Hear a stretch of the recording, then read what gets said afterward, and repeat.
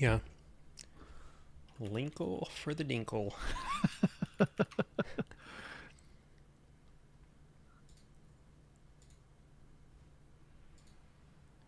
Dude,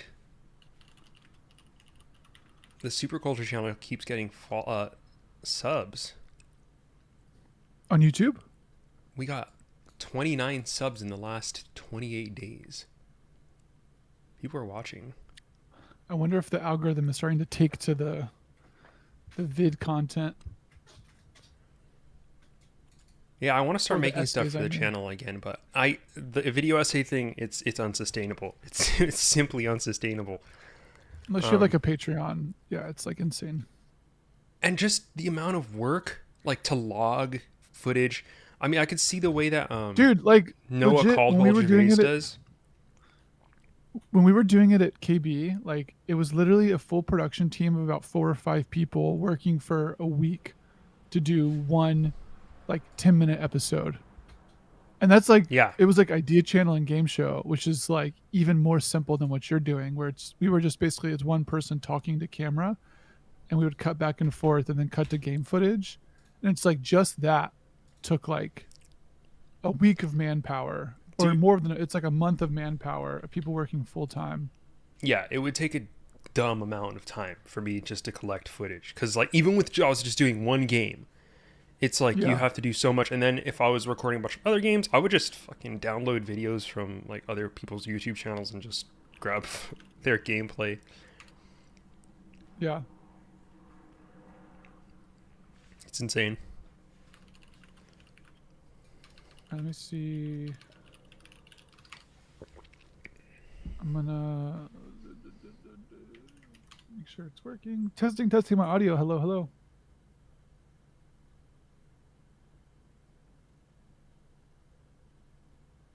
Can you say something? What's up? Hello. Sometimes you tend to come out just a little bit quiet, but I raised your gain pretty high last episode, so I think the Yeah. level should be okay. I think I'm a little quiet in the video, but it sounds decently. What's up, friends? Steven Santana in the chat saying it's hard work making video essays. Steven's done, I think, did a Fallout essay recently. New Vegas, I think. Okay. All right, I raised your levels a bit. Should be Um, good now. Thanks. Good morning. Okay, we are actually recording, right? I've been recording. Yeah, Okay. So we're I'm ready. ready to go. Okay. Hello and welcome to Bad End Podcast. This is episode number 128. I'm your host, Josh Calixto, joined as always by my lovely co-host, Kyle Cookstell. Kyle, how's it going? It's going well, Josh. Someone's beating on my roof right now. Not my roof, but the person next to me's roof. So Mm. if you hear some deep bangs, know that that's minute work. Getting that paper. The woodpeckers are going off. They're going And off. the So I construction apologize for woodpeckers. that. Yeah. Yeah. We've been doing some gaming. Not too much these past couple weeks. Which is But funny because there's so many things to be gaming, but for whatever reason, we had a down week. I think I have a couple of reasons. Oh, hit me with the first one. Why have you not been gaming, One of Josh? which being that the big game right now, Starfield. Uh huh. I played that shit for 1 hour and I had to stop. Yeah. Did you What, try playing Josh? that game? I did the exact same thing. I played it for 1 hour and I was like, nah. I'm Uh, sure it's a good game. Maybe I'm I'm not sure. sure. I'm sure I'm it's sure that it is exactly what you think it is, which is that it's like Bethesda in space. yeah. I mean, I have to say though, something about this has been the prevailing conversation about Starfield, right? Which is that it's Fallout in space. But could we interrogate that a Yeah. little bit? Can we explore that a little bit? I don't have fully formed thoughts on this, but I my brain thinks that that's not actually the case. I think it's Fallout in space if the only Bethesda game you've played is Fallout, Mm. which is Possible, because Fallout 4 has now been out for what, 6 years, 7 years. Um, Skyrim has just passed its like decade birthday 3 years ago, so that's like old. And they're pretty different thematically. Like one is an old fantasy game and one is a newer post-apocalyptic game. And if you look at current media, I think the post-apocalyptic scenario is a bit more popular, or at least it was a few years ago. So I think it's a lot of people who played Fallout are saying it's like Fallout in space because that's their closest reference to a Bethesda game. Um, so yes, but also thematically not quite. There's a sort of like coyness and silliness of Fallout that I think that in my 1 hour of playing Starfield, I didn't necessarily pick up on. It's trying to play things more straight and serious. Um, This is how I feel about it. I think this is the yeah, core of it because okay, here's to back up a sec. How would you describe Bethesda's style in general? I And like what do you think they're good at tonally? Two questions. hmm,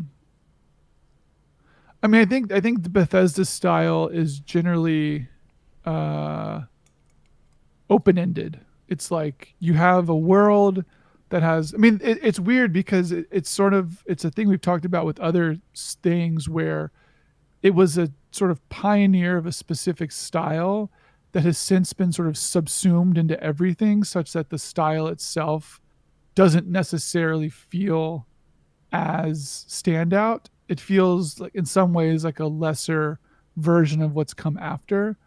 Because it used to be that Bethesda was sort of the only person in town making these really large open world games.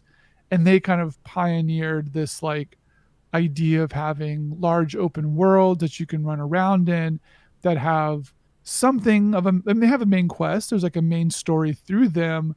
But the way a Bethesda game would sort of work is that they give you a goal that's, pretty far across the map. And then they put a lot of kind of ancillary things between you and that goal that you get kind of distracted into doing. Like you say, okay, I have to go to this town to deliver whatever. And then you like walk there. And on the way, there's a little path that like goes to a cave. And turns out inside that cave, there's like a ailing wizard that wants you to get this potion from the nearby town. So once you get to the town, you now have like two quests, and one of them is to get this potion, which turns out to be like illegal. So you have to go smuggle some. Like you get this sort of embroilment of ancillary things that happen along your way that are just kind of also become the game. So, but that's now just a thing that just happens in like every open world game. It's not quite them. I think that one of the main things now I guess they do is that they do it in first person, which is like sort of a weird thing to look at the style on, but there's not a lot of other first person open world games. Like the closest one we got was Cyberpunk, but even then that was not really open world in the same way. Cyberpunk was much more sort of more like a GTA style game where you don't have as much sort of in between things that are happening. It's more point to point in the same way. Um, so I think that's sort of Bethesda's style is this open world structure where the in between stuff is just as important as the main quest, if not more important. Yeah. And then first person is obviously a huge thing. Granted, you can play Starfield in third person, but they do have a first person sort of mode. Um, yeah, it's weird. It's become like diluted. Like what's also weird too is that like I think that you could look at Starfield and if it didn't have the Bethesda name on it, it wouldn't necessarily feel like a Bethesda game. You would think of it as like a kind of okay open world space game with like a big budget. But I think you actually brought this up on the Discord a bit where this thing happens with Bethesda games because the other part of this is that there's a really strong lineage of modding for all of the previous games. So when there's these like gaps in the design or the game feels empty or hollow, people automatically come to say like, well, once mods kick in, like it'll be really cool. And I think if another studio was to have released Starfield kind of as is, they would not get that same sort of grace to them. They would just be like, oh, it's small and empty. which I think you sort of saw with something like No Man's Sky, where they released the actual game and then everyone was like, oh, it's like boring and empty. And then no one, when No Man's Sky came out, was like, oh yeah, they'll fix it with mods. It was just that, oh, it's dead game, terrible, bad. And they've been spending the past like 5 years to basically constantly patch it, which Bethesda now can just, I don't think they're necessarily sitting back waiting for mods, but it is weird that uh, because it has the Bethesda name on it, it sort of inherits a lot of the things that happened in previous games in a way that I think other games don't. So I don't know. Maybe Bethesda game is also indicative, or is a Bethesda game can be defined by the type of community support that rallies around it. Yeah, I mean, I can see that. So you're saying there's an extent to which Bethesda has been kind of displaced in the industry, or at least that Yeah, like what I they mean do also, has become commonplace to the point where it's not that special anymore. and also like they are not releasing with a cadence such that they can redefine themselves as that stuff is happening. Like Yeah, Fallout 4 came out, was it really, it was like 6 years ago now. yeah, There's been like 3 or 4 Call of Duties since then. Battle Royale has happened since then. Like everything has happened since then, and Starfield feels like the game you would expect to play after Fallout 4 had been out for a year or two. But it's weird playing it now and just being like, oh my god, like there's just, it feels like there's nothing modern there. Like I remember playing Valheim and like thinking, I wasn't necessarily thinking about Starfield. I don't even know if, I guess Starfield would have been announced by then. But I was playing Valheim and I was like, the next Elder Scrolls game has to be like this, or they're like messing up. Like this kind of like, because Bethesda games also traditionally very static environments. Like they're, a lot of the dynamism comes from sort of narrative interaction, and you can like pick up stuff. But the sort of Valheim esque thing where you're like literally reshaping your environment is like very not Bethesda, but it felt so new and fresh that anything that comes afterwards that would try to play in that same arena would need to have something like that. And I think that you sort of seen that in other kind of strategy survival games since then. So it's weird to play Starfield, which feels like design wise is like a sequel. It's like it really feels like Fallout 4 in space, as if Fallout 4 only came out a year or two ago, and we've done like nothing with open world design uh, in the past decade, which is weird, man. It feels like, I mean, I don't want to index on this too much, but a lot of people have brought up the like Baldur's Gate 3 in relationship to Starfield and being like, Baldur's Gate 3 feels like role playing games now, and Starfield weirdly feels like retro, and like not necessarily in a good way. It's just sort of like what they chose to do almost a decade ago, and they had to just stay the course to ship the game. So it's very strange. yeah. Um, There's a couple things going on there, which is like the progress that they made in this game, where they're like, how are we going to show this is the next generation game?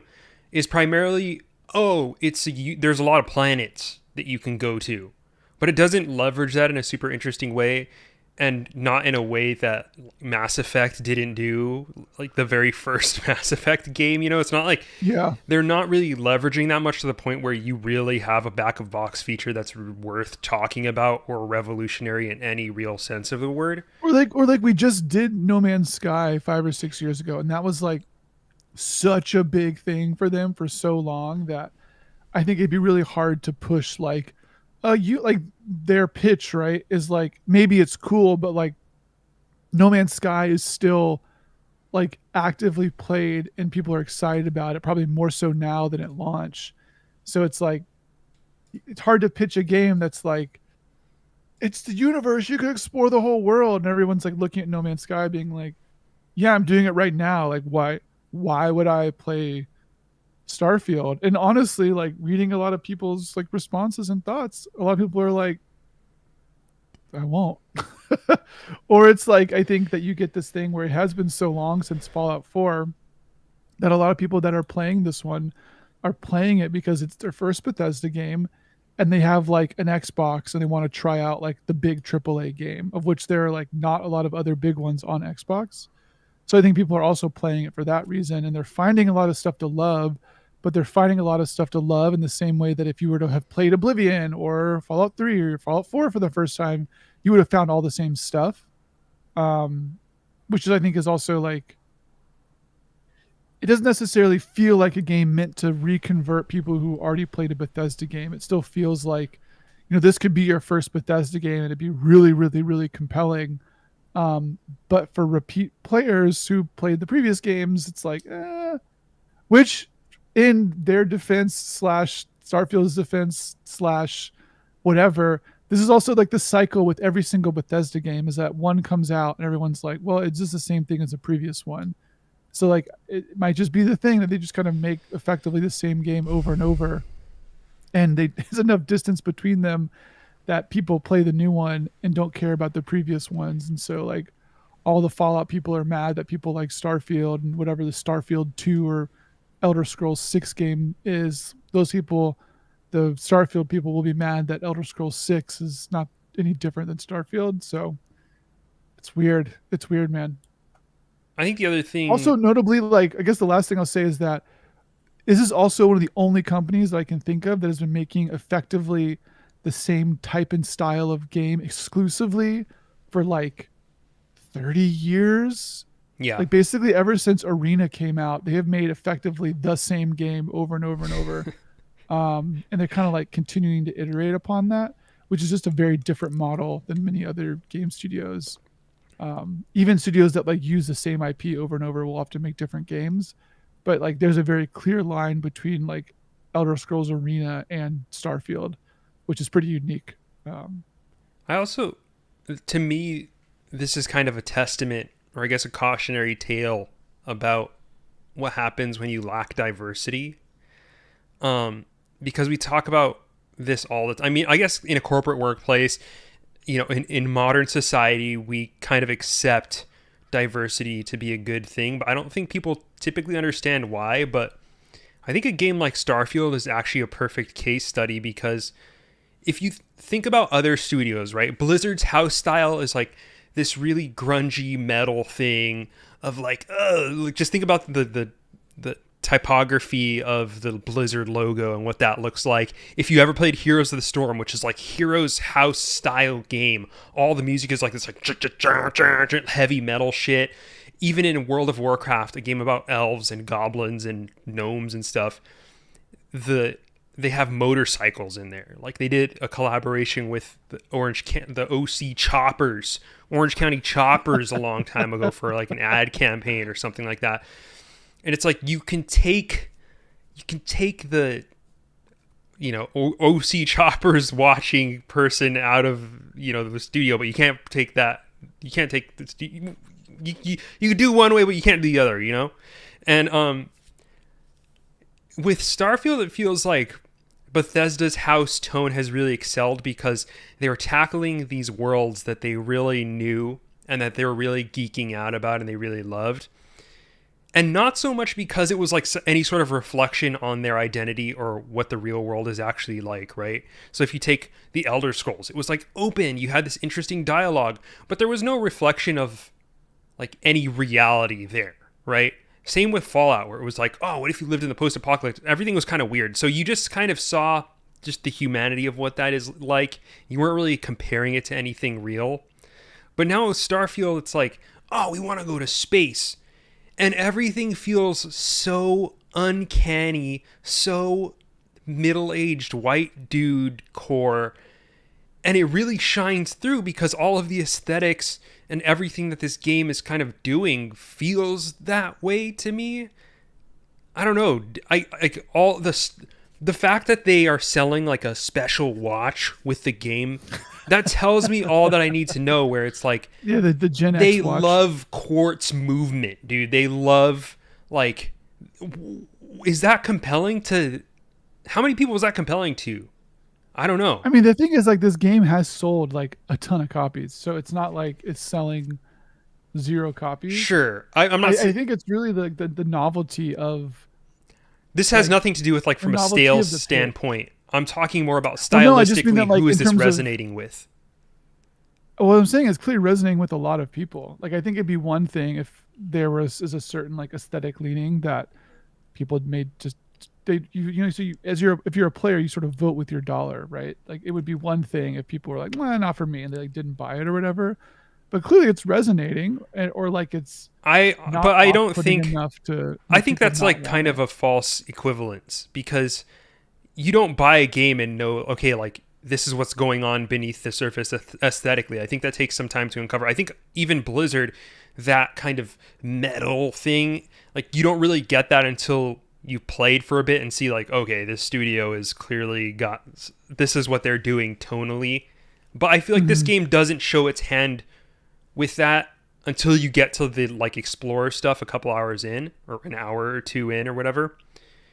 But it's just the style is not like, where's the drip, man? And then so with Blizzard, you could tell like they were like, what if we made a game that where we really treasured diversity, and it becomes Overwatch, and the whole reason that game is does so well, besides being a good shooter and whatnot, is because it's like it has its diverse cast, and it like, has all these different ideas and character designs you don't see in other games, which that part of the game was hugely influential in the space. Like think of how character design has changed pre and post Overwatch. And then Mm-hmm. there's no such thing happening with Bethesda. There's no kind of like stylistic coup going on internally at the studio, and I don't think it's ever really going to. I feel like they feel like they can make the same game over and over and over again, and I just don't. I think it's just working less and less, and honestly, it's starting to become tiring to me with Western RPGs in general. Um, after you know, after fantasy, after zombies, what do you got? What do you got for me? After sci-fi, what do you got? Um, I I do think like the it's like faces in this some of game. like the some of the like stuff I've read is very much. I mean, I think the watch is like very as indicative of a sort of aesthetic styling, but it's sci-fi via someone that like only watches Amazon or HBO sci-fi series or something.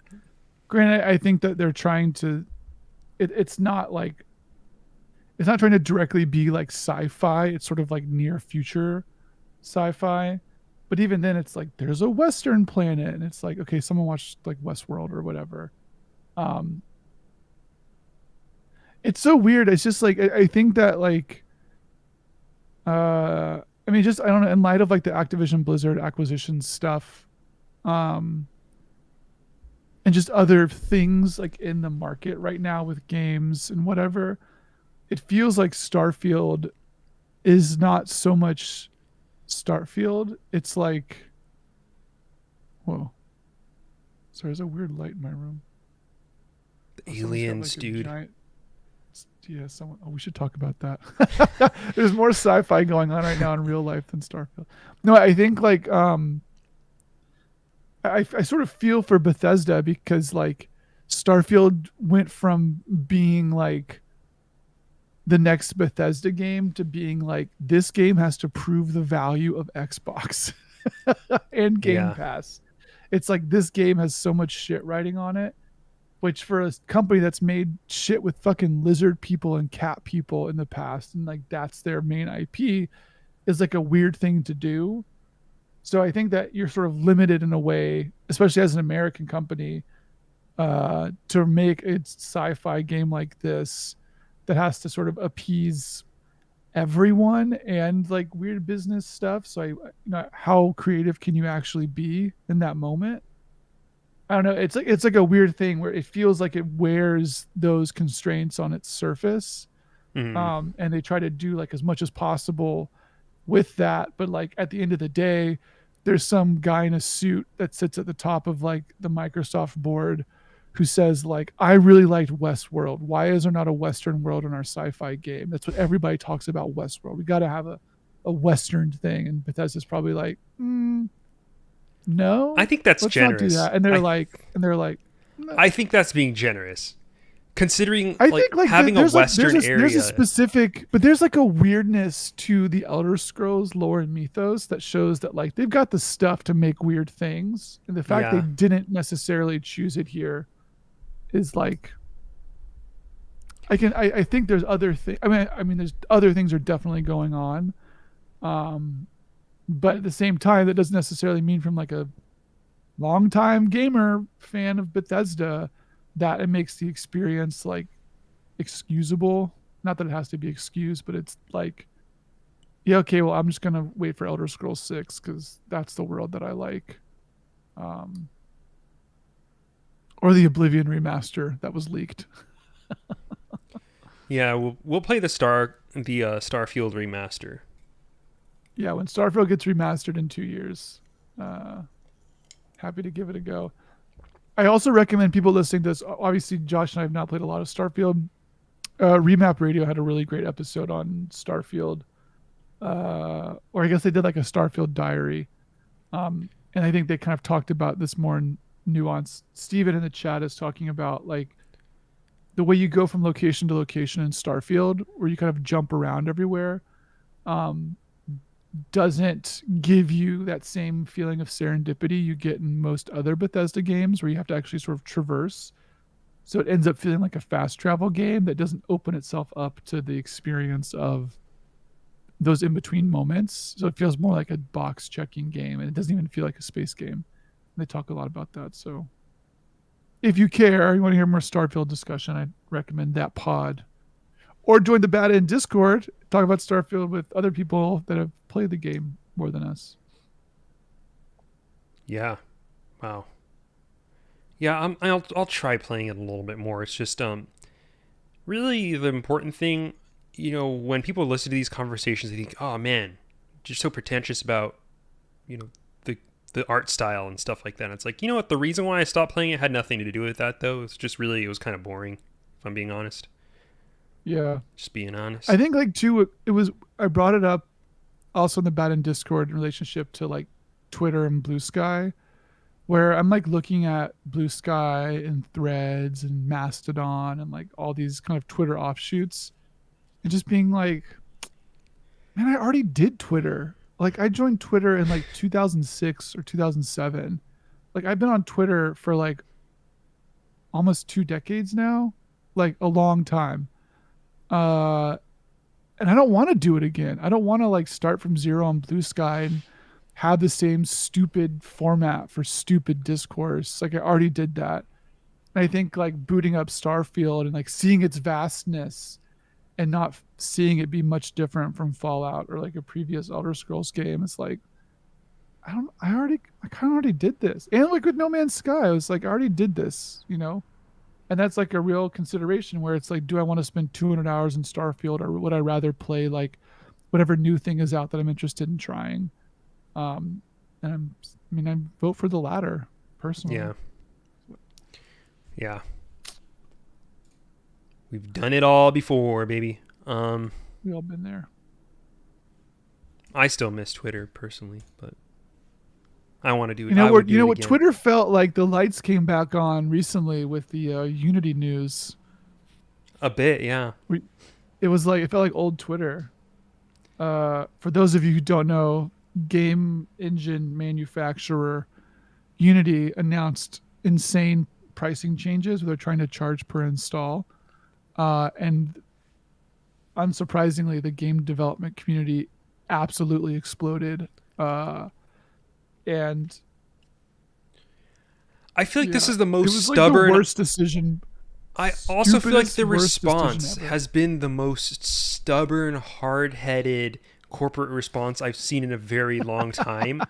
Where they're basically like, "Fuck you." The voice was just so clearly vindictive and like just gaslighty in a really weird way. Like one of the ways that they framed the message was like, "We listened, we heard what you said, and we can't, we regret that like what we said caused such confusion and angst among our base." And it's like calling something confusion and angst is the most like, that's on you thing ever. Like, sorry, you were confused. Sorry, you got confused. Not that I said something wrong, but you were confused. And angst is just like, you're just being belittling at that point. That's just you're just being a jerk, man. If someone got pissed at me and I was like, I'm sorry what I said caused such angst in you. Like Yeah, they you're would not be actually pissed. apologizing for That what you would said. You're not be saying, at "I'm sorry all. you got upset." Yeah, I'm sorry for the confusion. I'm sorry you were confused. It's a real like male apology. Like, It's like I'm "Oh, I'm sorry you sorry you took it misunderstood. the wrong way." Yeah, Yeah. it's like one step more like carved out and clean than I'm sorry you misunderstood. You know, it's I not think me, it's too, you. like if you actually look at the like pricing, it affects like some people really adversely, like in a way that is actually very bad. But for like most people, it will probably like the pricing stuff is like not probably going to register. But I think the bigger thing is that it's like it's really kind of made people understand how beholden they are to these platforms that they choose to like literally build a livelihood off of. Where Unity will literally go back on previous agreements and terms and kind of retcon it and say, "Nah, just kidding. Also, you owe us for like previous stuff," and everyone's like, "What?" So I think that the biggest thing is like it's less necessarily the individual price payment, which is impossible to track, um, and more about the fact that it's just been like, okay, this company is a shitty company, and we should no longer trust them. And it's like it's this weird thing too. Like you're seeing it sort of everywhere across a lot of things, where like the rug pulls are starting to happen, where all these companies that raised a Yeah. ton of money and blocked out competition by outspending them for the past decade, all those investors are coming to collect now. So it's like Unity's charging more for installs, Uber's upping their prices, Airbnb's upping the prices. Legislation's also catching up to some of these things. So people that are able to kind of work in an unregulated capacity are now getting regulated, and so they're losing business, and so they're upping the prices to actually accommodate, like Netflix, Disney Plus, like all these. Um, so this is just kind of the latest of the next line of that as well. But Unity basically cordoned off like the large majority of game development work, and now it's trying to pull a fast one on everybody, and everybody is like fuck this, like fuck you, like, and people are going other places now. So um yeah, it's like it is like the biggest shitstorm possible, handled in Someone the worst way possible. someone said it's like if they taxed lottery winnings by 50%, and then we're like, well, it's only going to affect 0.01% of the population because Yeah. nobody wins the lottery. And it's like basically they're saying like, well, you're not going to fucking you're not going to be affected by this anyway, so why should you care? Which is just not a valid argument whatsoever if you're talking about how shitty a policy is or isn't, you know? It's like, Because yeah, it's just like, because okay, it well, won't take that to maybe its won't affect logical me. end would mean that it doesn't matter. Yeah, You say, okay, well, if it doesn't matter so much, like, why are you doing it in the first place? exactly. The It's thing I've really heard is that like there's the best most rational take that I've heard for why they did this was that there is there's a company called AppLovin that I don't think they didn't acquire it. Is it AppLovin? There's basically this another like mobile ads company that they're trying to kind of outmaneuver in this like very specific way that you can only do if you own the means of production for like every mobile game. Like I think the number is something insane, like 80% of mobile games are made with Unity. Um, so at the part of this, I think, is them trying to like make some strategic move to basically cut out this other big mobile ads contender. mm, Um, but I don't know, man. It's just like like Unity is built off the goodwill of developers, and it has been burning through that at a rapid pace for the past few years. And this is like maybe the coup de grace, uh, yeah, the coup d'état. I don't know. Of everyone just being like, yeah, fuck you. maybe. I We're mean, done. hopefully, we'll see. I Yeah. think for a lot of people So who are kind of new to the space, it's still going to be the preferred option. if they don't think I their mean, so the game's gonna biggest make thing it though is big. that like I've heard from some like educational people being like, we can't in good faith teach Unity to our students anymore. Like if this is what's going to happen. Mm, Um, and so when you cut off that entry point of the pipeline and they start teaching people other stuff, like the Unity is going to lose that kind of bottom rung business and then try to just maintain big clients that can't switch. But even then today, like someone was posting um, MiHoYo that does like Genshin Impact and Honkai Star Hanakai Rail, Star Rail. Hanukkah Star They're Rail. like they're making their own engine now. They're like, yeah, fuck this. So it's like that was probably their biggest customer, and now they're literally like trying to say we're going to make our new engine, or we're going to make a new engine just for our own games instead of trying to work with I Unity. mean, So and for a developer that big, why wouldn't you? Like there's 1,000% chance that cost benefit analysis weighs in favor of hiring a couple people who can make a new engine. You know? or like I know that there's another engine called Defold that it was an independent engine that was very good at making mobile games, and King, makers of like Candy Crush, bought Defold out. It was like 5 or 6 years ago, I think. Yeah. And I think they make all their games with Defold. And so I bet now they're probably just like looking at that, being like, man, we spent maybe $10 million to buy Defold or whatever that cost. Probably not a lot. And that is like now more than paying for itself, because if you look at the install numbers of something like Candy Crush, like they would have had to have been paying Unity like an annual or monthly fee of like surely in the millions of dollars, just out of nowhere, right? Like zero, it just all of a sudden Unity says, okay, yeah, now in January, not only do you owe us for payments from now on, it's you owe us from payments incurred from like the That's start of the policy announcement. I can't believe you could do And that's like that. That seems you can't like illegal. like lawsuits are being filed now to be like you can't do this. Like it is literally That's just just illegal. doesn't make any sense. Yeah, it's like it is so dumb. So yeah, I don't know. Wow. Hoyoverse should call their engine Genjin. That's a really good idea. I wouldn't be surprised That's if a they did, to be great honest. idea. Look up genjin.com and see if Genjin that's Impact. taken yet. Oh, that's a great idea. Do you know that? Do you know the movie director Najib? Or not Najib. No, Nabil. Do you know Nabil? No. Nabil is this music video director that did a lot of early Kanye West music videos and ended up doing stuff with like Jay-Z and like a lot of other people. It's like very famous music video director. And do you want to know how he got his first gig? How? He bought the domain kanyewest.com and basically sat on it until Kanye reached out to him and said, "Hey, I want this domain." And he said, "I'll do a music video for you. Let me do a music video for you, and then I'll give you the domain for free." Oh my god. This is true story. Yeah. That's wow. Isn't that great? Jeez. So What a the music hustle. video industry is both who you know and what domains you own. Um, so yeah, pro tip for anybody who wants to become a Let's music get video Genjin, director, dude. try, Let's buy Genjin. Let's yeah, bad end. Let's buy. genjin.com. I don't think it's owned. They wouldn't. What do they make it public though? I don't think it's owned. Oh, I'm gonna go buy Genjin right now. Buy it with Oh the wait, bad end Patreon. redirected to xlux.biz. What is that? No idea. Does But that it mean that the redirected. domain is owned? Let's see. Pulling up Sorry, guys. namecheap.com. We're making some bad end investments right now.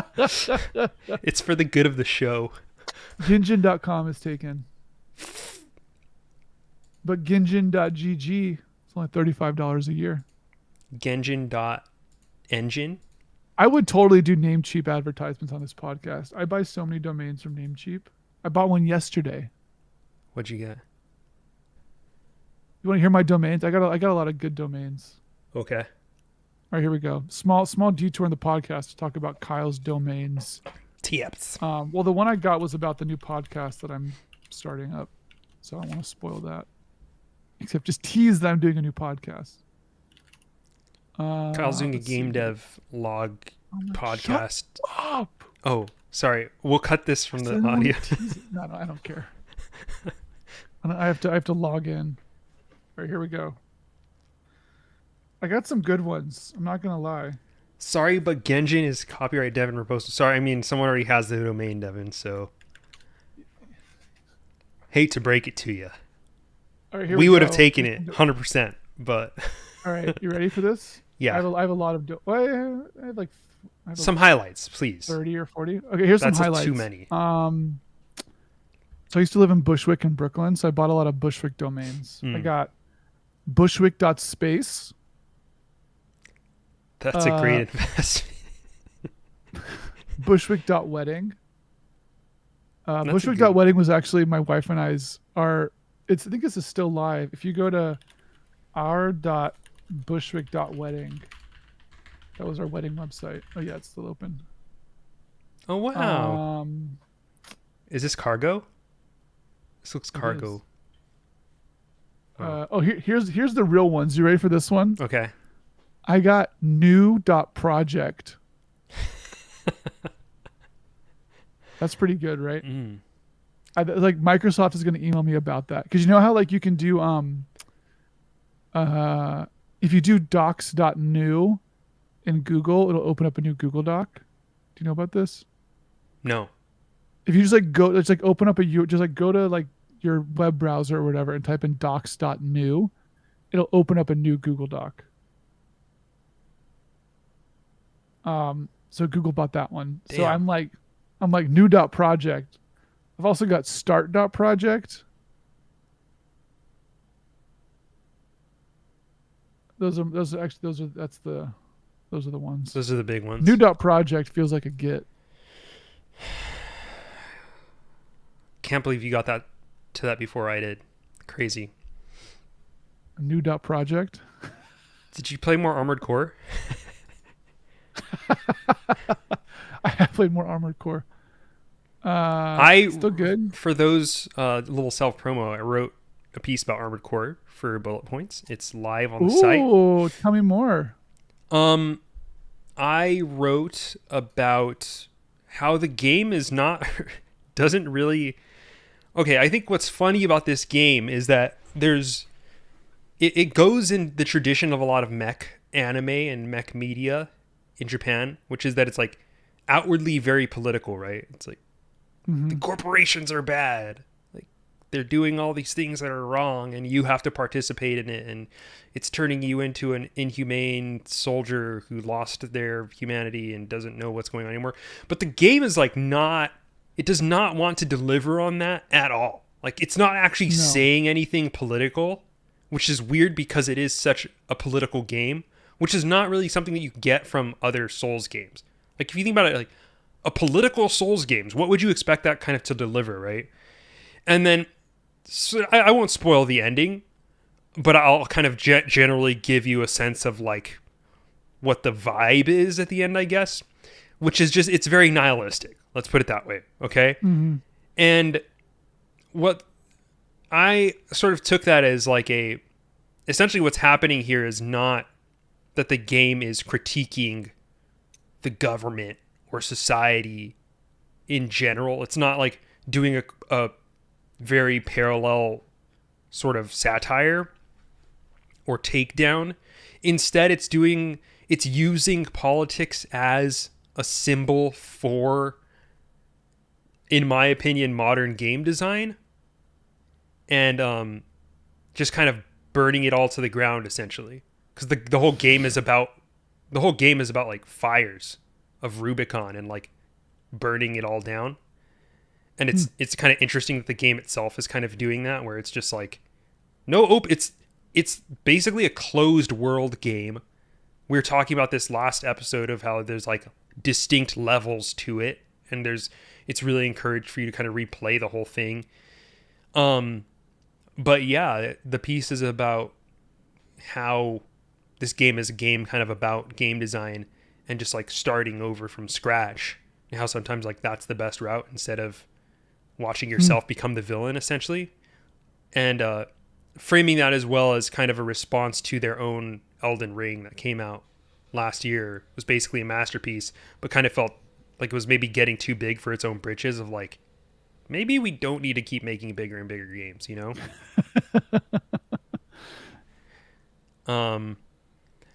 But I kind of learned I could still write. I could still write a piece, dude. You can still put a take up. Confidence boosting. Still post a take. Yeah, I could still post a take.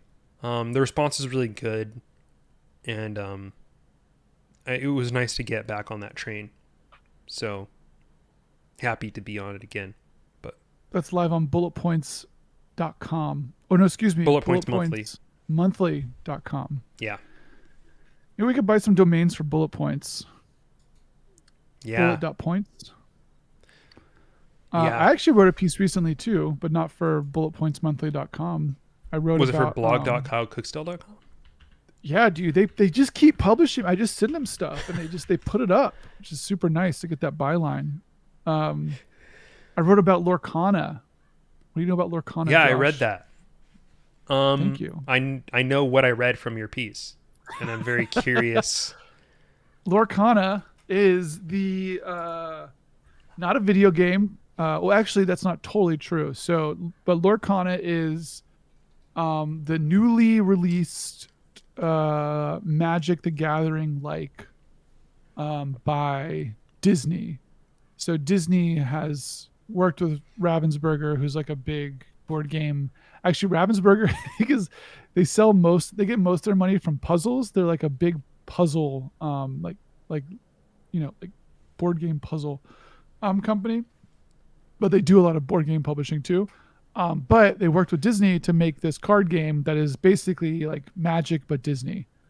And I played it and wrote about it on my blog because I'd sort of like, it's one of these things that it is it's launching squarely in this time of the financialization of everything, which means that all these people that have been like popping packs for Pokemon and Yu-Gi-Oh and like everything else, because all of a sudden these cards from 30 years ago are getting insanely high prices, and Magic cards. This game is like impossible to find right now. So it's like every store shelf that I have been to had it sold out. I ended up getting lucky and found my local Target like had some starter sets laying around. So I bought them and played the game. So I wrote about the actual sort of experience of playing the game versus just being excited that I found a copy at all. I did, however, get I bought 5 starter sets, 2 of which were doubles.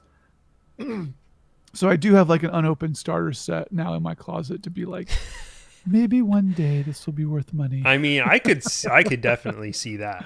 Wait, did you? Okay, random question. I'm Did ready. you transcribe this piece? I did. Did you know that? It reads like it. I did. So the way I actually Did you just like talk to a recorder and then you just transcribe it?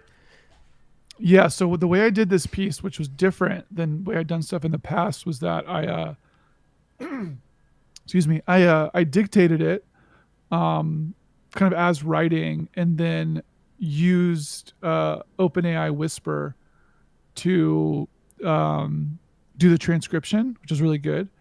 And then I took that transcription and basically the program I was using transcribed it for me with Whisper. But basically what it did was that it added it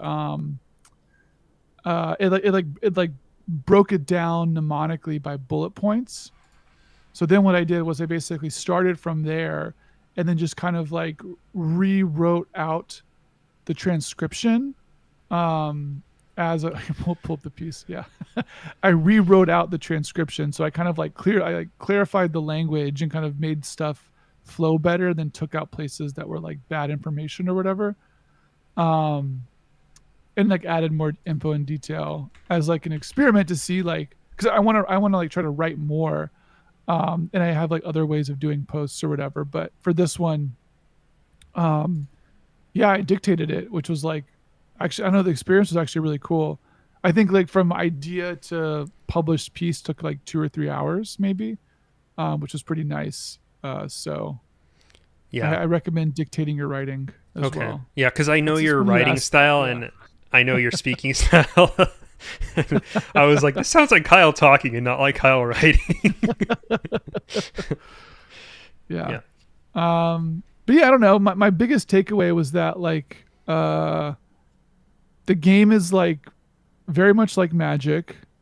Um and it will be interesting to see how it develops because right now it's kind of doing a it's like Magic, but it's like Magic if Magic it's like Magic as Magic was like 20 years ago.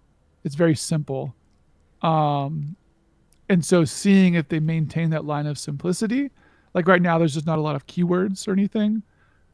So as it develops, and they already announced the next set is going to have a new keyword in it. We'll see. I think that Dude, like this happens with every card game, man. Like it to me the card game feels the most real in its first iteration. Maybe first 3 iterations, like after the first 3 expansions are released. But after that it just starts to feel it's just what the fuck am I even playing anymore, man? The starting cards just don't make any sense whatsoever. In Magic's case, they're like insanely OP and don't make any sense to the yeah, yeah, point where you yeah. just simply cannot put them in a deck anymore.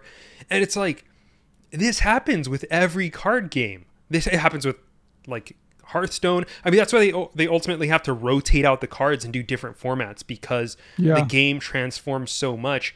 But because the original set typically tends to include some of the most iconic characters, it's like the game just starts to feel like where the fuck even are we anymore? You know? I mean this is the power of Lorcana though, is that Disney has so many iconic characters that it's like theoretically they never run out. But what I bring up in the piece though that's really weird is that like, you have I think I mentioned Aladdin in the piece. It's like I have Aladdin, Oh yeah, right? yeah, Like yeah. fucking Aladdin. And you're like, yeah, I got Aladdin. It's Aladdin. And then you like get the card and it's just sort of like bullshit. Like the Yeah, it's like card a is 2/2. dumb. It's a 2/2 with like draw one or something. Yeah. Yeah. And so you have this weird issue with Disney specifically where like a lot of things are iconic, but because so much stuff is iconic, every nothing feels iconic. Where like it's Yeah. like you don't necessarily get that feeling of getting the good card. You're like, yeah, I fucking pulled Aladdin. Like that's sick. Um there are like kind of upgraded versions of cards to this thing they have called the shift system, but also I mean the upgraded versions can be played independently. But there is this weird thing of like the game doesn't necessarily feel uh as like evocative because of that. Everything feels sort of flat. Mm. um it's weird, but it's also weird because they do have things that are very Disney. Like there's a dedicated mechanic for playing songs. Like that is part of the core rules, is that you can play a song on a specific character if they meet some specific conditions, which is like a very Disney thing and not like a character thing. So like I don't know. It's weird. It's like it feels like, yeah, it's the type of game that it feels like you play before you play Magic. Like you could totally teach a 10-year-old to play Lorcana and they would probably love it. But it's also hard to see how it doesn't just become Magic, especially as this game feels like a subset of what's possible in Magic. So Mm. what do you do? And Magic also, like, granted, I think they have some really great stewards of the game there, like especially in someone like Mark Rosewater. But like the design of Magic is like conceptually very simple. Like at a baseline, there are cards that have costs that have printed rules on them. And as long as you're working inside that framework, like you are going to end up doing Magic or doing something Magic already did. Um, Even like Lorcana, I also mentioned this in the piece too. One of their core mechanics is this concept called the shift system, which is this idea of playing a card that is sort of the same as another card that already exists. You play it on top of it to kind of like evolve the card. But like 5 or 6 sets ago in Magic, for Ikoria, there was this keyword that only existed for Ikoria called mutate. So like Magic releases 4 sets a year, and in just one of the 4 sets, they basically did Lorcana. And so it's like, Yeah, I mean Yu-Gi-Oh, like what do you you do? you It's do weird. tribute, you literally like tribute other monsters to summon a bigger one. like And with the I'm not saying that like you have to be, you have to be totally original, but just more that like No, yeah, yeah, yeah. these things that are core mechanics aren't like so weird that other games can't just do them. Lorcana does have this lore track, which is sort of the win condition, which is sort of unique and interesting, but it's like so fundamental and core that it's hard. I don't see them adding necessarily more like tracks and counters to the game. I see them adding keywords and stuff, which they've already done for the next set, like I mentioned, which just means you're just going to become magic again. So, like, what do you do? Yeah. Um, that said, like, it is dope to just hold a card that's got cool Disney art on it. Like, I think that the strength of this is 100% the character recognition, because like for as much as Magic tries to push its IP and develop that stuff, it's still fucking nerdy and like no one actually knows or cares what a planeswalker is. But like in Disney, you fucking pull Olaf and it's like, I got Olaf, man, or like I got Elsa, I got the teacup. I'm Um, really it's curious. just fun. Yeah. I don't know. It's why did they try to make the card art like that? It looks so like it just looks like a card game. It like the design is really weird, minimalist. It there's no like quirk to it whatsoever, you know? It looks like a Magic card. I think Magic is a little bit more experimental or like I mean, so this fantasy. is the thing, like you said, Josh, right? This is like set one. Yeah. We'll have to check in a year to see what's happened. There's a kind of I don't know what'll. genericness to the look of these cards. Yeah. I don't know, it's strange. Maybe it's the font, typography. The design is very like I'm modern interested to just UX. see what happens. Like who plays Lorcana over Yeah. Magic? Who's over like 15 years old? Like what's keeping them there? The Disney people, man. I mean, Maybe. the other thing though that's worth saying that I think is also important is that Magic has been around for a long fucking time, and it is cool to sit down with a game like Lorcana that feels like you can build a lifestyle or hobby around because it's like it's fucking Disney. Like they probably have a 5 year plan for this already lined up. Like there's no way they cancel this anytime soon. And it's hard to play Magic because there's so much baggage there of like mechanics and design and whatever that you can like start Lorcana today and you're on the train, and it will be a train that gets to probably be ridden for a very long time. And so that's like cool. It's cool to start with something that is like brand new that also doesn't feel like it's going to go away.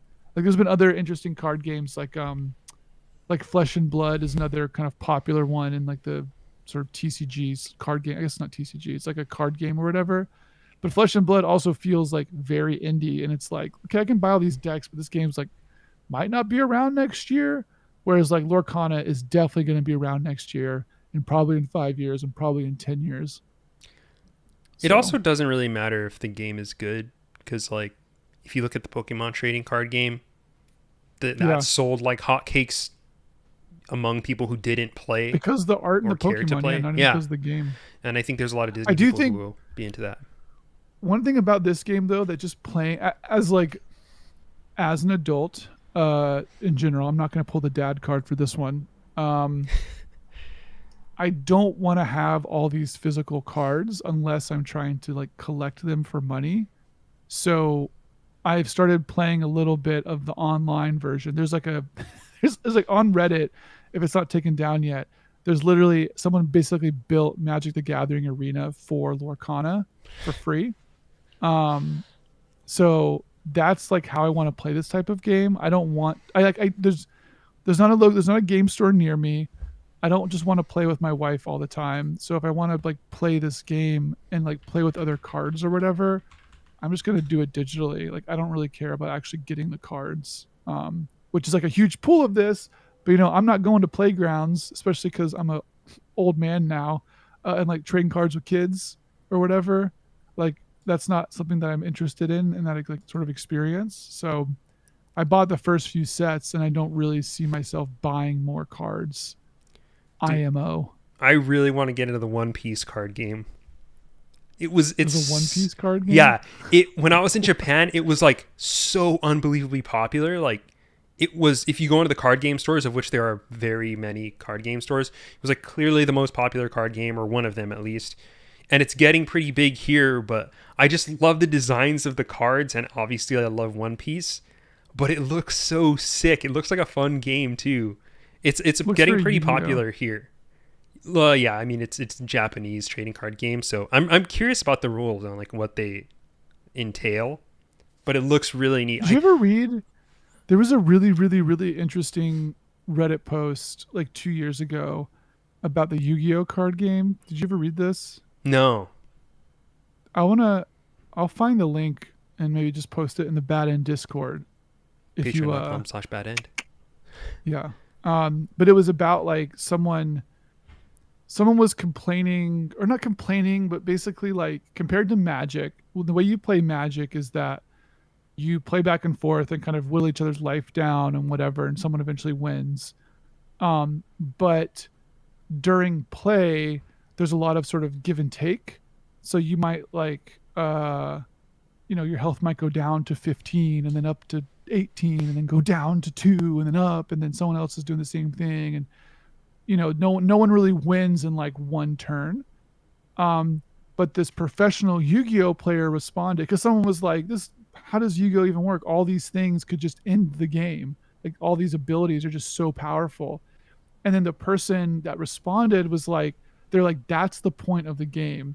They're like, Yu-Gi-Oh does not play like Magic. Basically, the way professional Yu-Gi-Oh is played is that you are aware from the start that everybody could end the game basically if they can get their thing off.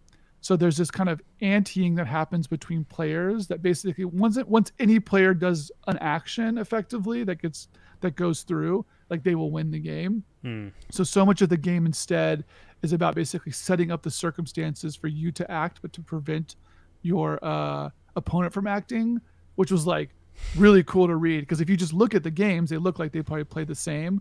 But then this person was like, no, Yu-Gi-Oh is totally different. Like you just know that the other player is trying to beat you, or can basically beat you in one turn. So the whole game is about mitigating that circumstance. Like Right. there's never, I mean, not never, but they're talking about how basically in professional Yu-Gi-Oh play, no one's life is ever getting like really whittled down. It's much more that if someone does an action, the other player loses, which was like, whoa, that's cool. So I love that. yeah, I played worth Yu-Gi-Oh reading. back in the day as a child, and it was the shit. And you internalized all that strategy immediately, right? You just knew like I can't let them get an action off. That was, I mean, that's not how we played as kids, but I mean, I think it's a lot different. The game has changed a lot. Like it's a Yeah, totally yeah. unrecognizable game from back then. Man, I want to play this One Piece game. Steven says, Kyle, what if we started getting into Warhammer instead? That is a game for people who live in the Midwest. I don't live in the Midwest. You need giant tables for Warhammer. That is sadly one of the truest things I've ever heard. That's a game for people who don't live in cities. That's a person, it's a Um, big table person game. I played this game called Void Crew. You know this one? I'm not familiar. So your boy always checking the Steam charts and trying to play like popular stuff, Yeah. or what's selling on Steam. This was a big one that hit recently. So this is like, um, I don't know how to describe these types of games. It's a game where like you and your buds all are controlling a starship together, and Hmm. like you're on the starship and you get to run It's around. like a Space of Um, Thieves. that is a great name. Space of Thieves, baby. That's exactly what it is. It's Space of Thieves. And you're like going around kind of doing quests and collecting stuff.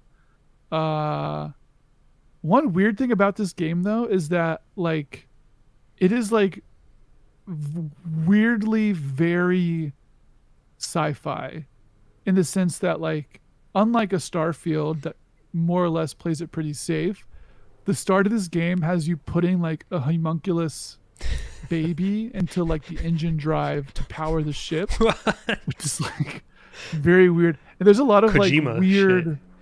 yeah, like there's a lot of like really weird spiritual sci-fi writing that was like totally unexpected for me. And it kind of comes out in some of the design of the ships as well. It's like it's sort of bordering on like Warhammer 40k style like space stuff, without fully going that direction. Because if you're looking at the video on the YouTube show, like it's looks like a space station. So that shit was like kind of weird and interesting, and I kind of want to see where they go with that. But um, yeah, I don't know. It's one of these games that's like it's a video game. Like that's not really trying to do anything else. It's just trying to be a video game. So if you're looking for a game to play with some buds, I definitely recommend Void Crew. It was pretty fun. I'll probably keep playing it. Actually, it's sort of like Deep Rock Galactic too, a little bit. Oh, okay, Um, I can see that. kind of got that vibe. And there's a lot of potential for hijinks. Like there's an airlock that has to be properly like locked on both sides and depressurized, otherwise it'll suck people out of the air vent. Um, Gotta have that. so that happens. The Gotta have that. opportunity to grief your friends. Yeah, if Gotta you're have not that. strapped in when you go into warp, then you get thrust to the back of the ship and die. Also great. Yeah, it's basically an excuse to hang out. Yeah, The game is sort of like it's just light enough to keep you engaged and getting to yell at your friends, but not so deep that everyone's just silent for a long time. So the good old hangout space. yeah, it's a little hangout game.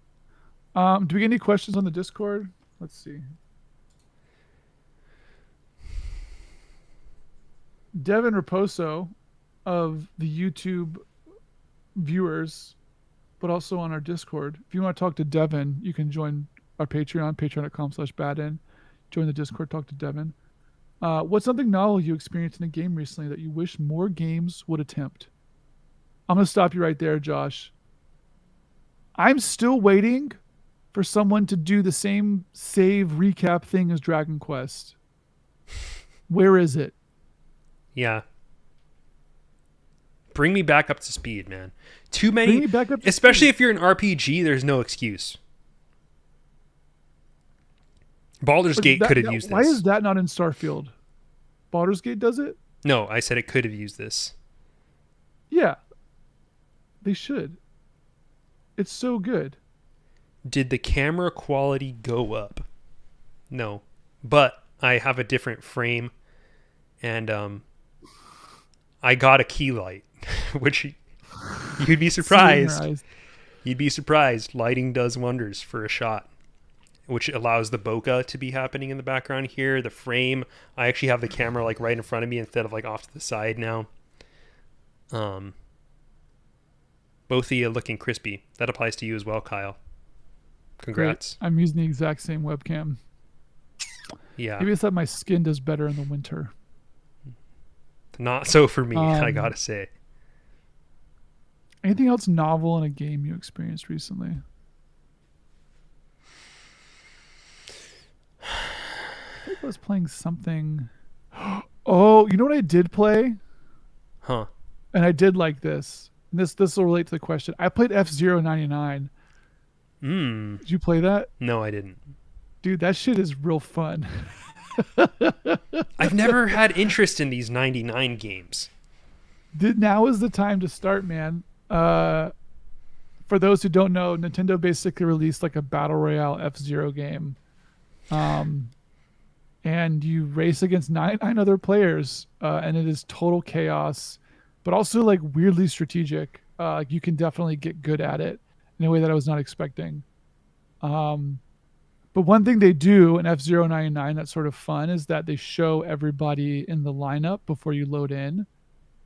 I think that I can't think of any other sort of BR games that show you everybody. Granted, a lot of them are like 3D, but it would be sort of cool like before you like dropped into any battle royale game that you saw like everybody and like all their customizations and shit. Um, another thing that F-Zero does that's really cool is that so like 99 players is a lot of people to race against, especially if all you're thinking about is first place. Um, but they have a lot of interesting things in the game that help you sort of gauge success locally. So what I mean by that is like every player in F-Zero 99 has a rank and it starts at like C minus or something, presumably goes to like I was gonna say A plus, but it's F-Zero, so it might be like S plus. but like there's ranks. And so when you start in a match for F-Zero 99, it gets other players who are approximate to your rank and calls those people your rivals. So what the and it's literally like kind of around you in play. So or it's not they're not around you, it's like they're around you in rank. And so when you play, the main way your rank goes up is by beating your rivals. So you could finish Hmm. like 30th, but if you're and then you get four rivals. So if you finish like 30th, but two of your rivals exploded and then you pass two of them, you get like full points up to rank to basically up your rank, which is I think super cool because even though there's all this shit going on, if it just feels like you're hitting first place, you have to hit first place, then it would feel sort of like I don't know, like weirdly difficult to like do anything because there's 99 people and F Zero is like chaos anyways, so it's not even the type of thing where it would feel like reasonable to expect first place. Like if you're good at Mario Kart, like you can get first place and kind of hold it. There's so much chaos in F-Zero 99 that first place, it's one position out of literally 100, very hard. So what the game does by assigning you these rivals is it provides you this like inner track locality and drama where like you might be sitting in like 40th place, but if you see your rival right in front of you, you're like, yeah, fuck, I gotta get that guy. Like, I Oh, gotta okay. get them out. I'm gonna knock them out. And that's like super cool. And I've never seen that before in a game. I think especially for like I don't know. I really like a lot of the 99 games that Nintendo's been doing because it feels like they've really been considering what it means to have this many people in a game.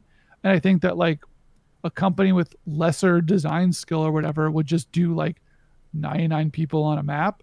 But Nintendo's really saying like they're really looking at the fact that there are 99 other people and saying like, what does that mean? How do we deal with that? And I think the rival system actually, to answer Devin's question directly, that is like super cool. I think that's like a really interesting innovation. And you can even port it to other battle royale games where it's like, oh, maybe you didn't get the fucking chicken dinner, but you did beat that other team that was approximate in rank to you. So we're going to give you a little extra. So yeah, definitely. I thought that was really cool. Watching this game is very like Subway Surfers esque. Oh yeah. If you just overlaid this over our video, our engagement would probably go up massively. Getting a lot of Just like, Subway even Surfers if we're vibes talking from about other F-Zero 99. games, I'm getting a lot of Subway Surfers. Maybe we should just talk about Subway Surfers the whole episode. That way we can just have Subway Surfers footage playing or slime We'll content. post our video our podcast on TikTok with F-Zero 99 footage above us. Here we go. 1.4 million views on Subway Surfers gameplay. Josh, have you experienced anything novel in a game recently? No, not at all. Okay, games are done. Yep. David New asks us if we know how to play Densha to Go. No. No idea what this is. Do you know what this is? Yeah, it's this Japanese game meaning like go train essentially, but it's like you're a train conductor. Has nothing to do with Subway Surfers, by the way, but Subway Surfers footage is playing. That's why Subway Surfers is up though. Oh yeah, Tell yeah. people about Densha to Go while watching Subway Yeah, Surfers. so Densha de Go. This game has actually been around for a very long time, and they had it as like an arcade game where it's like a train and you have a little handle that just allows you to drive the train forward, and it's like you're a Japanese train conductor doing these trains, and they would have these massive machines in Japan, and they still do. It's still a game that exists, and they're making new ones. And you're a train conductor, and you got your little throttle, you got your little controls and stuff, and you pull into the station on time, and you try to coordinate that stuff as best as possible, I guess. But actually one of the main ways that I heard about this game was through the Beast 721. Mr. Beast. The Beast, THA I know the Beast. Beast. He's a Yeah. Mario, speedrunner slash just Kaizo community person. One of my favorite streamers. He's cool. He's been doing this challenge where he plays every single N64 game, and he's like, he's gonna do it. He's gonna finish it. He actually not. He doesn't just play every N64 game. He beats them all. Oh my god. Yeah, he's beating every N64 game. And he has a YouTube series about it. So you can watch any one of the games that he's played. Every Japanese game that was ever released for the N64, he's playing. He's like getting the How many language games are there? patches. There's like 300 and something. But he's like almost 200 in. It's Oh my god. crazy. This guy this guy plays a lot of video games, let's put it that way. So he's making videos about every single one. He has an It's like editor. I feel like the MoMA is gonna like acquire that collection to be like this is actual play gameplay footage in a modern format of It every single N64 Well, and game. he each video is, 10 to 30 minutes, and he's saying like this is what you do in this game and this is what's like sucks about it. He's not a critic, obviously. He's just saying what happens and whether the game was easy or not and whether he liked it and how it felt. Oh, so he's not posting all the footage of him playing it. I think he has VODs online, but the main thing that he's doing is just playing the games. But he had Densha to Go. He had the little special peripheral that came with it that allows you to be a train conductor. He put on a little train conductor hat and was playing the game. It took him a while to get used to, but there's like also he's playing through all the sequels too. So if there's like two Densha de Go games on the N64, he's playing both of those. He's playing through like every Raw WWF Raw game. He's playing every like soccer Jesus game, Christ. every tennis game, He's like a every man who's got to make some content. Is like running out of ideas. He's like, what if I just play every no game? no because he could just be doing Why his else? That's such a dumb idea in isolation. Like you only do that if you're like you need to make some content.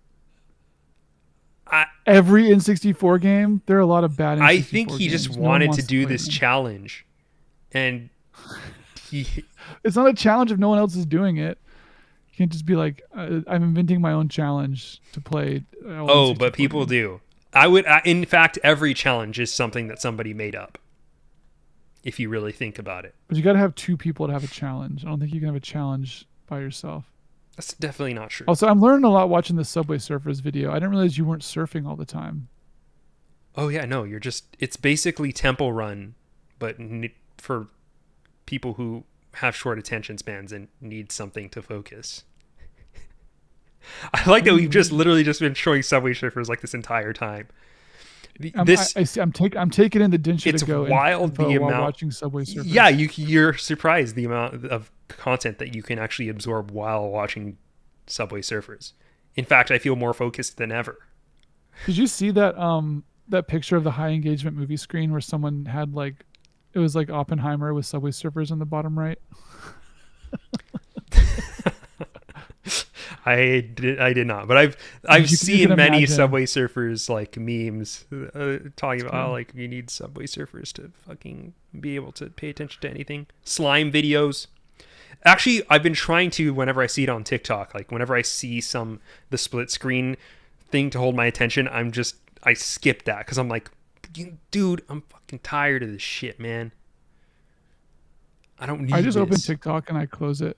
I'm just I don't want to try with TikTok. I love TikTok. You live love in it. LA, it's like part of your if you don't like TikTok, they kick I you out will of LA. not take this LA slander, although you're correct to a large extent. David Tik- News says, when does a digital experience become a game? Is using a browser whiteboard to draw something a game? What if you start playing Pictionary? Whoa. Well, putting on my academic hat, I think that anything that allows you to have a playful expression can be considered a game. This is a big theme of Bad End podcast in 2023 is saying that like traditional games are dying. What's really the hot thing is playing tic-tac-toe on your company's virtual whiteboard. Yeah. It's like the death of social media and how it's fragmenting Yeah. into like just playing with your friends. People want to Why do you break need to out. spend $20 on? Did you see that thing too recently where it was like some teens in some high school had started a social network and a shared PowerPoint presentation? No. That's the shit, man. Yeah, it's like they just made a social network that was in like a Google Slides doc. Everyone opened it and would leave comments on stuff, and each kid like had their own page as a slide. That seems fun as hell, actually. Listen, the kids are all right, man. That's all I'm saying. Um, Yeah, I got this is an early why is episode. 2023 so stacked? Easy answer. COVID happened. No one was shipping stuff. What's the best party game? Jackbox for digital. Yo, that new Party Animals game came out. I Oh, is want it to out? I they had a big banner on Steam. Let's see. I really want to play it. Dude, I saw that game on Steam had 500,000 followers, which Party is like, Animals? yeah. That means like people normally, I think they multiply that by like 30. No, I don't remember what it is. I think you multiply it by like two or three for wish list numbers. So they're looking at like a million something wish list, which is like insanely high. Uh, oh man, it's got mixed. It's rated mixed. Everyone's upset that you can't play offline. Is that all it is? That's it's review bombs of people pissed about not being able to play online. What I don't understand, so one of my group's go-to games is Human Fall Flat, Mm. and this just seems like Human Fall Flat. Is it? Yeah, or Am I like Gang missing something? Beasts. Is it just the same? I think it's like Fall Guys mixed with that, which is Like not it's it's scenario not a bad based? pitch. I mean, I'll play this. I imagine my friend group will all play this. Uh, Actually, you know what's coming out that looks like a good that's a good party game is the WarioWare games. They have little mini games in oh there. yeah. Those things are so fun to play with other people. There was one called like there was some game called like Kirby Superstar. It was some Kirby game, but it had mini games that you could play multiplayer, and they were so fun. Dude, Like that was some the of my same. most I fun played so multiplayer much like experiences. Banjo Tooie had like 12 or something multiplayer games, and when people would come over to play N64, we would just play Banjo Tooie mini games because you could also queue them up. You could basically choose which ones you wanted to play in sort of sequence, and it would keep score. That shit was really good. Um, Yeah, mini games from other games are that's the best party game. I think Rhythm Tengoku had some multiplayer stuff too that was really fun. Rhythm Heaven. But yeah. What else? All right, getting close to the end here. What do you think? This is from Leaves. What do you think about games like Cyberpunk getting patched from bad to good? Is it a general desire for it to have been good all along? And what about the things that aren't patched out or brought up again, like the casual transphobia and racism in Cyberpunk, uh, in particular? So what's the question? What about games getting patched from being bad to good? Hmm.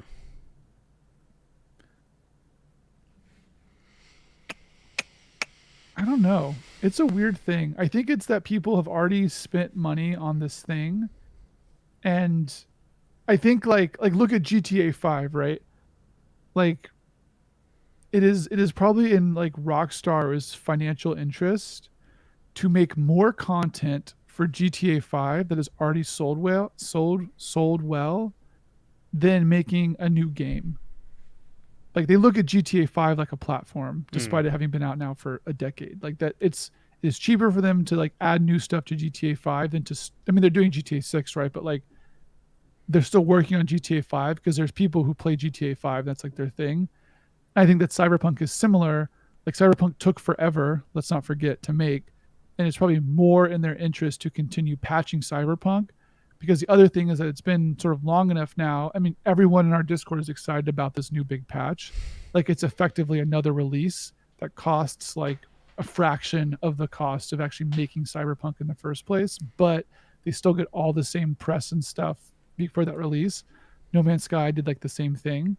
So I think there's something in there where it's like it's as value, especially as it seems like more people are less likely to buy new stuff, or like to, something, if something can get buried really quickly.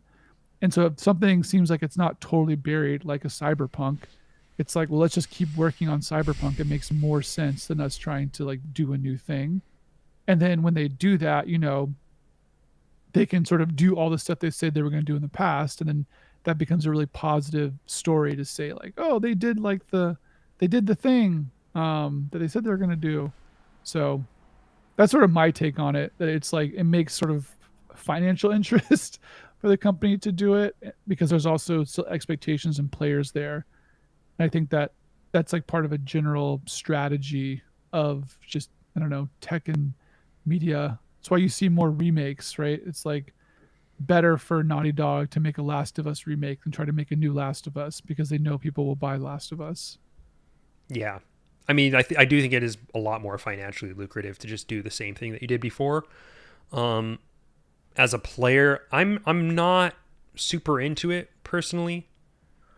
I've never been the kind of person who's like super into expansions or DLC type stuff. I guess I'll Yeah. try I think the prospect of like Cyberpunk 2077, if it was better, is good. It's like a good pitch in general, just because Yeah. like that game felt so incomplete, or at least like imperfect in a very tangible way. I think also, like, I mean, I don't want to brush over the transphobia and racism stuff. I think that what these companies hope is that people just forget. It's And like they do. People they're do going to forget. focus on people just forget. They don't think about it anymore. People still play Hearthstone. No one talks about Blitzchung anymore.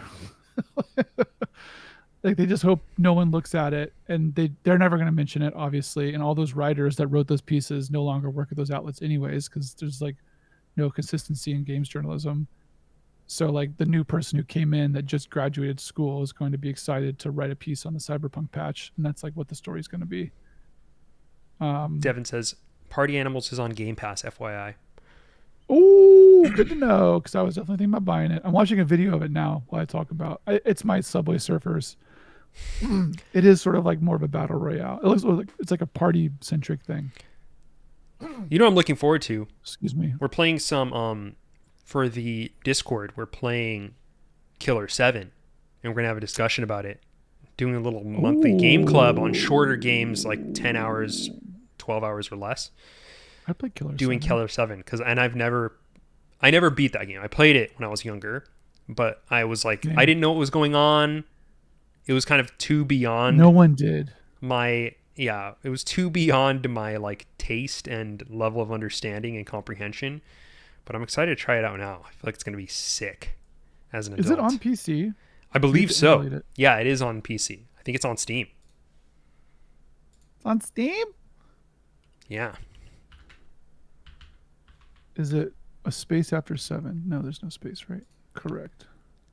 Yeah, baby, they got it. Heck yeah, baby. What a wild looking game, All right, man. two more. Yeah, I got. Oh yeah, Yusuf brings up the breath on Cyberpunk. The breathless coverage of the patch has been frustrating. The only purpose of the games press is, he says, it's as if the only purpose of the games press is to help us understand if the patch DLC is good value. Sounds about right.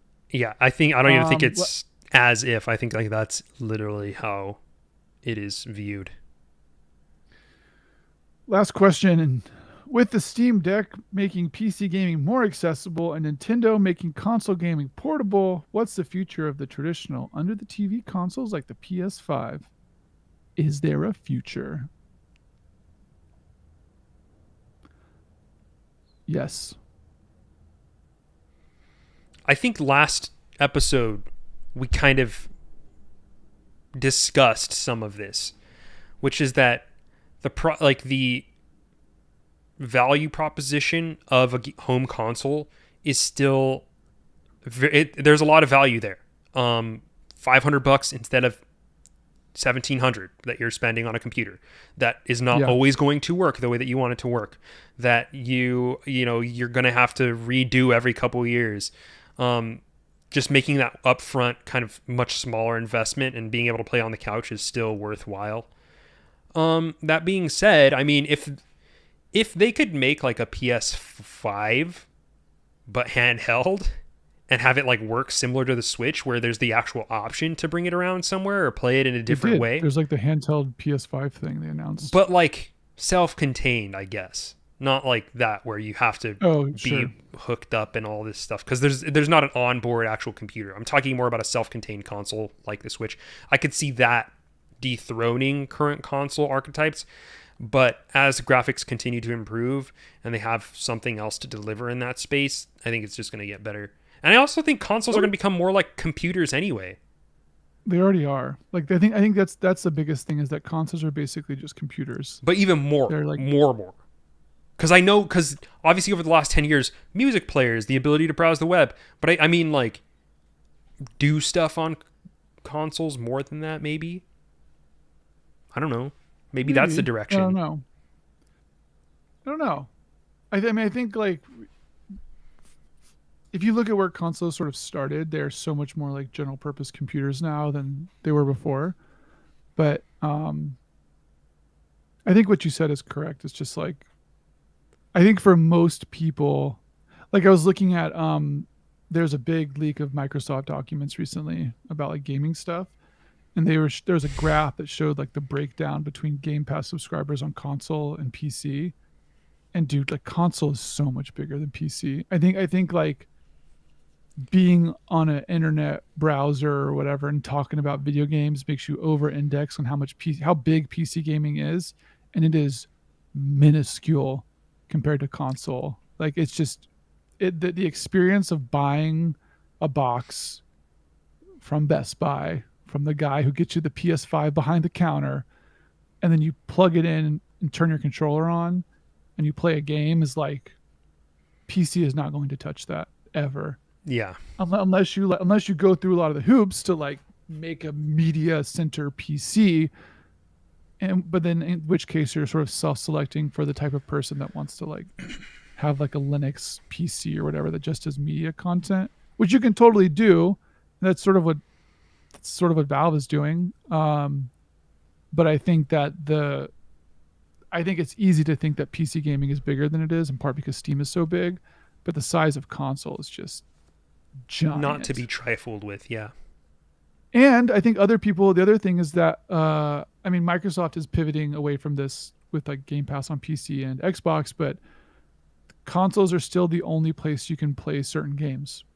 So, and Nintendo especially, like basically their whole catalog is only accessible through consoles. So if you like Mario, you are buying a console, whether you want to play on PC or not. Um, so I think that's the other thing is that the software sells those boxes. It's not necessarily the other way around.